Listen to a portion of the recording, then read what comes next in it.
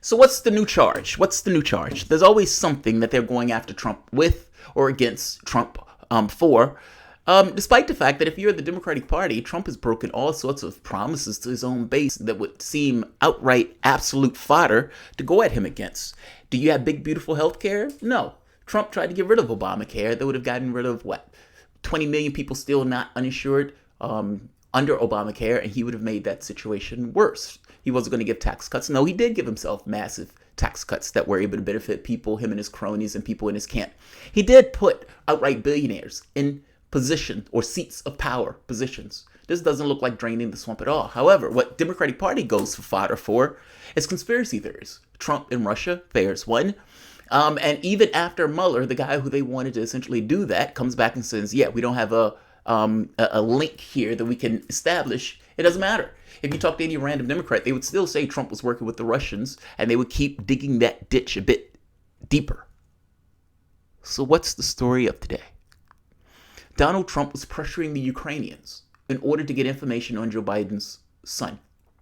I did this video yesterday, but I want this video to be succinct, because anybody who's a Trump supporter, anybody who's a lefty who has, look at the story and be like, wait a minute, this story, there's something wrong with this story. There is a lot wrong with this story.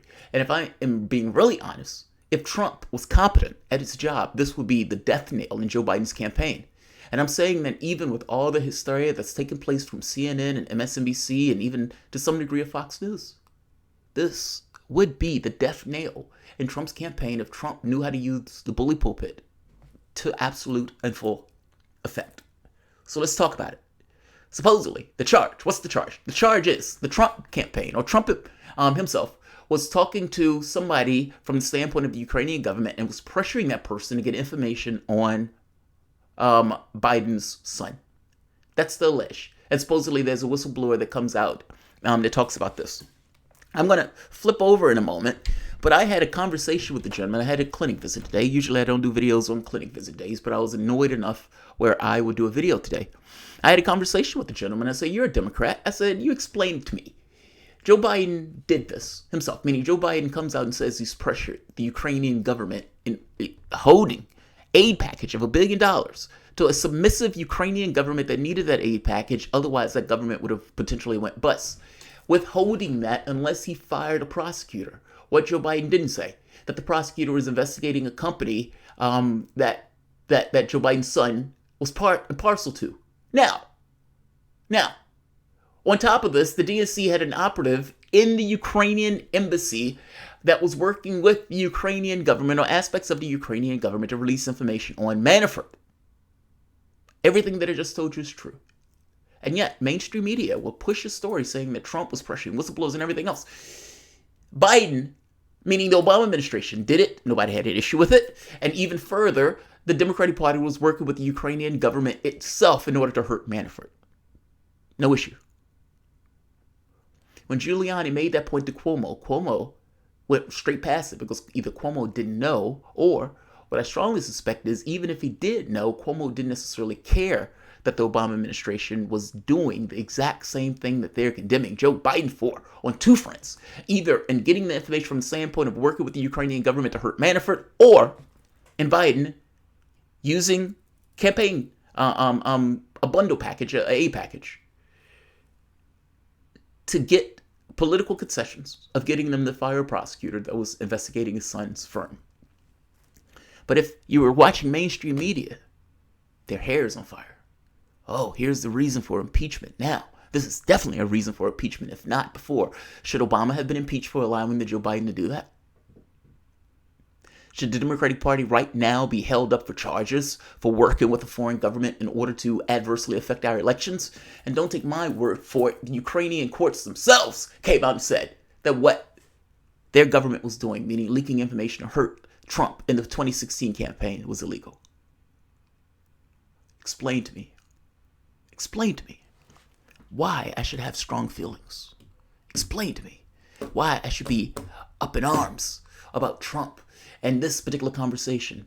Here's a question. Is it possible, to any degree that's possible, that the Democratic Party was working with elements of the Ukrainian government to hurt Trump. That is true. It's a flat fact. Absolute true. The Ukrainian embassy has said so. The Ukrainian courts have co-signed it. So when Giuliani said we're looking into particular potential election interference in 2016, where the Ukrainian government was releasing information to hurt my client, and whether there was any bribery associated with that, meaning potentially holding campaign, meaning holding aid packages, or maybe somebody being paid off in the first place.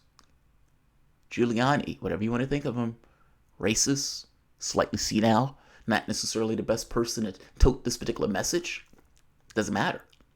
What Giuliani said was right. The mainstream media's perspective of this is warped. And if it's okay for Obama, why is it not okay for Trump? And I would even argue the Democratic Party was even more egregious on this, again, working with the Ukrainian courts. I'm not going to have a second side to this because I've said everything I wanted to say. However, I would say look at my last video on this that is far more in depth, and the documents and everything else to kind of attest to everything that I said. Everything that I've just said here is true. And if everything I said here is true, which it is, then how is everybody up in arms over this very specific issue? This is the interview, and I still say Giuliani is probably the worst person in the world to make this argument, but this is Giuliani essentially saying, yeah, we were looking into the campaigns and everything else. Damn it. I'll link my last video to this where you could see Giuliani saying it. You can hear, and you can't see this, but at the very least, you can hear this. This is Joe Biden, Council of Foreign Relations. Listen to what he says. Gotten a commitment from Poroshenko, they would take action against the state prosecutor, and they didn't. I said, I'm telling you, you're not getting $1 billion. I said, you're not getting $1 billion. I'm going to be leaving here. And I think it was, 6 hours? I said, I'm leaving in 6 hours. If the prosecutor's not fired, you're not getting the money. Oh, son of a bitch. Got fired. Joe Biden is slightly lying. They did fire the prosecutor. They did fire it based on Joe Biden threatening the prime minister of that country's sovereign nation with an aid package, the exact same thing they're talking about Trump is doing now.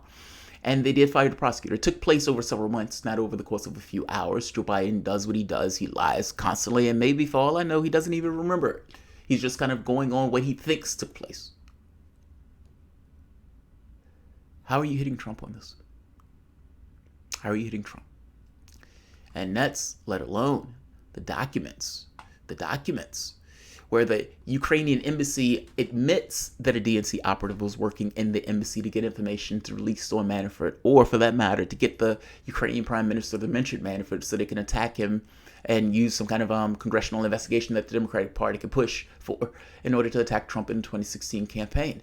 And beyond that point, not just, again, the perspective of the DNC was to get information to hit Manafort, and just so happened the Ukrainian government did just that.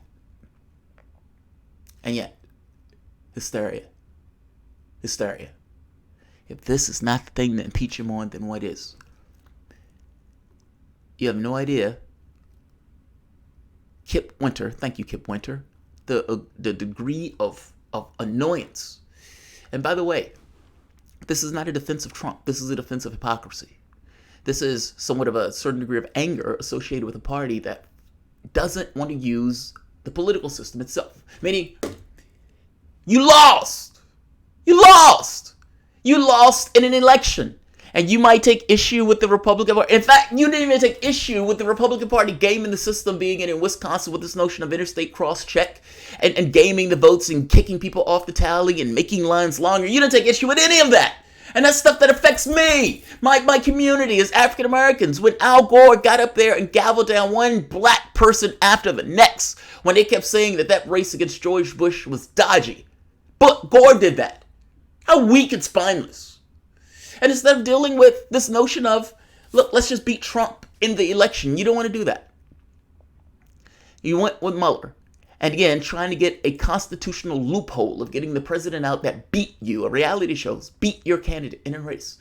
And instead of dealing with that, nope, you don't want to do with that. You lied fabulously from the standpoint of cheating Sanders, and then you went running and screaming, talking about we're united. That was a lie also. You went in court saying we could cheat and steal and pick a candidate in the back room. That has had consequences from the standpoint of your fundraising, but of course it should have those consequences.